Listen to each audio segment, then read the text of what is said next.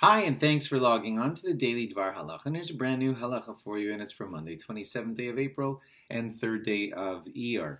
I was learning Gemara early this morning. I'm excited to share it with you. Um, it's a Gemara in Shabbos. The Daf Yomi people will be up to this in a couple of weeks. And, well, let's take a look at it. Here is what the Gemara says.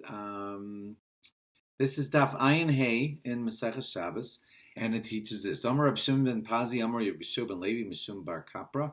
Kol hayodea lachashov betkufos umazalos ve'ino choshev. Anybody who knows how to calculate the constellations and the stars and all the big signs that are in the sky, ve'ino choshev, and he doesn't calculate them. Halava kasav omer. The pasuk says about him, it's an admonishment. We're not happy with him. As Paul Hashem lo yabitu umase yadav lo ra'u. He refused to see and delve into all the beauty of Hashem's creation because he knows how to study the constellations and he refuses to study them.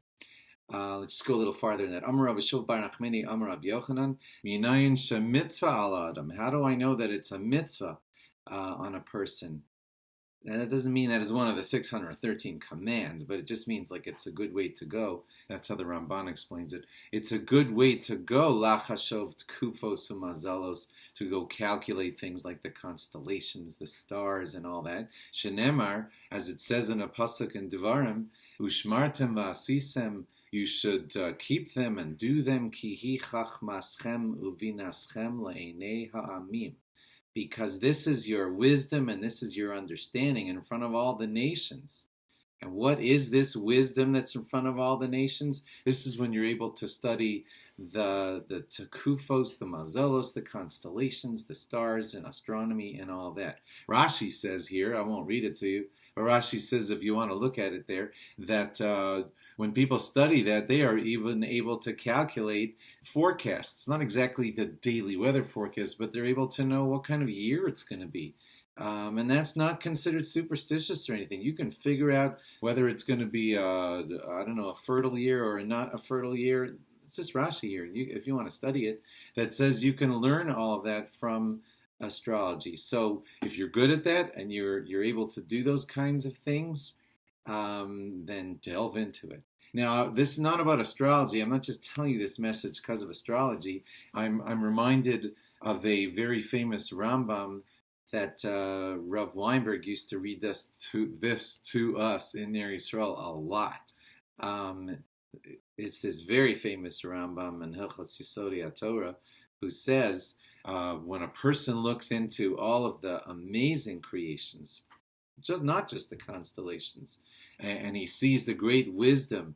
And there's no end to the wisdom of Hashem and how He created the stars, the moon, the constellations, the powers, and the everything. So miyadhu oev u'meshabeach u'mefaer u'misaved tava gedola leda Hashem hagadol. He instantly says, "Wow, I want to understand Hashem even more and more." And very famously here, and Rabbi Weinberg used to read this to us also, I still remember it, when a person studies and thinks into these matters, miyadhu nirta la'achorav, instantly he's like taken aback, if that's the translation. He instantly knows, oh my gosh, I'm a small little creation in the universe, lifnei tamim deos, in front of Hashem, who has all of the knowledge. So anyway, I was excited to share that with you because it teaches us a very, very important fact here, which is, look, there's so much wonder in the bria, in the creation around us. You delve into it in whatever like takes you, whatever you're good at, and you study it, and you say, unbelievable. This clearly shows the hand of Hashem. And I'm thinking about it because I believe the same thing is happening here with this coronavirus that's upon us. Remember that these viruses they're not even living beings. There aren't males and females. They don't procreate. And yet there are trillions and trillions of them. They're not alive.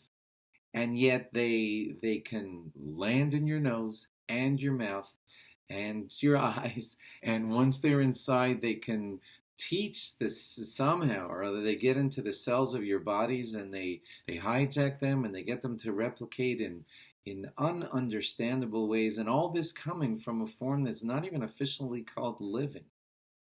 If you think about that, and it's got the entire human race, we're so brilliant, right? And it's got us all on the run, these trillions of little things that don't even live. If that doesn't make you be taken aback at the wonder of God's Bria, then just like the Gemara just said, you look at it, study it, understand what's going on around you, and miyad hu nir salach, or instantly you're taken aback and say, wow, there's a creator. The wisdom of this universe is beyond the smartest of the human beings. And wanted to share that with you this morning, something to think about as we live through this situation. Thanks for logging on. Log on again tomorrow for more. Bye-bye.